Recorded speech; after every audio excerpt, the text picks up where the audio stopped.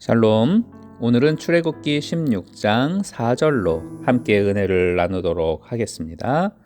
그때에 여호와께서 모세에게 이르시되 보라, 내가 너희를 위하여 하늘에서 양식을 비같이 내리리니 백성이 나가서 일용할 것을 날마다 거둘 것이라.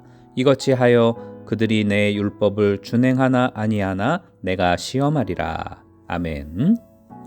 광야를 지나는 동안 이스라엘 백성은 양식이 떨어지고 굶어 죽게 될 위기에 처하자 그들의 지도자인 모세와 아론을 원망합니다.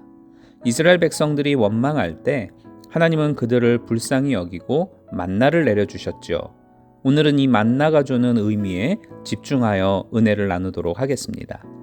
4절 중간쯤에 보면 내가 너희를 위하여 하늘에서 양식을 비같이 내리리니 라고 말씀하지요.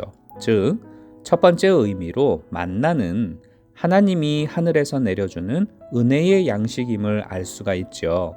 씨앗을 뿌리거나 김을 매거나 하는 그러한 수고를 통해서 얻는 열매가 절대 아니었습니다. 이스라엘 백성은 계속 이동해야 했기 때문에 농사를 지을 수 없었죠. 그렇다고 사냥을 해다가 요리를 해서 끼니를 해결하는 방법도 마땅치 않았습니다. 광야 사막에 있으니 잡아먹을 만한 적절한 동물이 있을 리가 없지 않습니까? 따라서 전적으로 하나님께서 주시는 양식이 아니고는 살아갈 수가 없었던 겁니다. 우리들의 인생도 마찬가지입니다. 하나님이 하늘에서 주시는 은혜의 양식이 있어야만 내가 삽니다. 오늘날로 치면 이 은혜의 양식인 만나는 영의 양식을 뜻하죠. 신명기 8장 3절을 보면 만나를 너에게 먹이신 것은 사람이 떡으로만 사는 것이 아니요 여호와의 입에서 나오는 모든 말씀으로 사는 줄을 네가 알게 하려 하심이니라 라고 말씀합니다. 즉, 하늘에서 주시는 하나님의 양식이 하나님의 말씀인데 우리는 이 하나님의 말씀을 먹어야 삽니다. 그런데 하나님의 말씀을 먹고 싶다고 먹을 수 있는 것이 아니라 하나님이 은혜로 주셔야만 비로소 내가 먹을 수 있다는 사실이 문제죠. 이게 무슨 말이냐면 내가 하나님의 말씀을 아무리 열심히 읽고 듣고 묵상하고 한다 하더라도 그 과정 속에 하나님이 은혜를 주시지 않으면 말짱꽝이란 뜻입니다.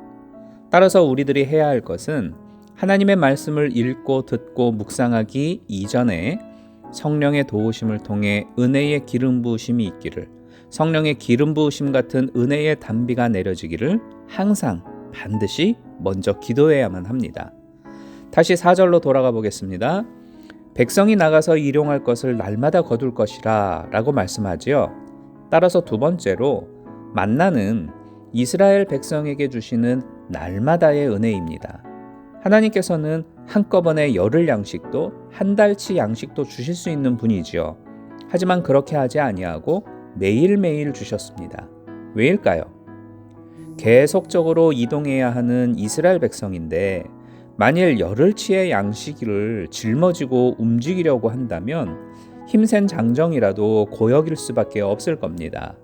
또 욕심 많은 사람에게 도둑질 당할 수도 있고 광야의 더운 날씨 때문에 음식이 상할 수도 있습니다.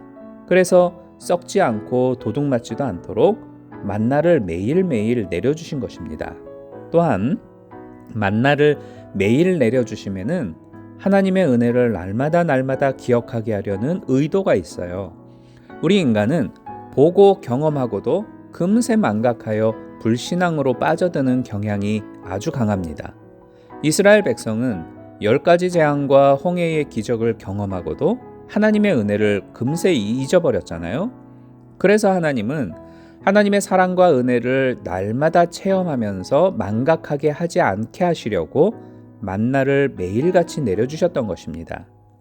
시편 145편 2절을 보면 내가 날마다 주님의 은혜를 깨닫고 주를 송축하오며 라고 말씀합니다. 이 말씀처럼 하나님께서 주시는 날마다의 은혜가 있는데 그것을 찾아서 깨닫고 하나님께 감사와 찬양을 드리는 오늘 하루가 되기를 주님의 이름으로 축복합니다.